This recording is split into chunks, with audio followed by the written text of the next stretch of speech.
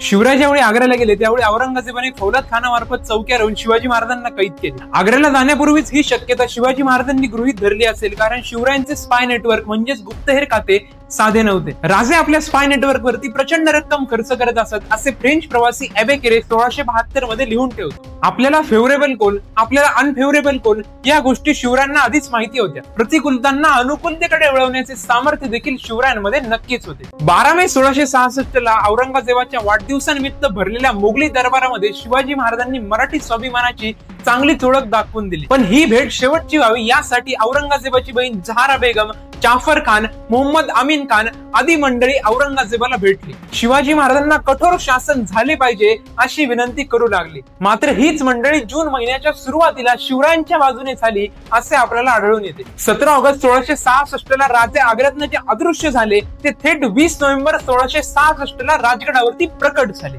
राजांच्या सोबत गेलेली 300 मंडळी आपापला जीव वाचवून सुखरूप परत आली, तेही एकही जीवित हानी न होऊ देता। परतीचा हा प्रवास राजांनी कुठून आणि कसा केला याबद्दल इतिहास अबोल आहे। मात्र राजांचे फ्लॉलेस प्लॅनिंग आणि स्पाय नेटवर्क यामुळे ही गोष्ट शक्य झाली। Converting unfavourable situation into favourable ones हे राजांचे कौशल्य आज आपण आत्मसात केले पाहिजे। नमो छत्रपती।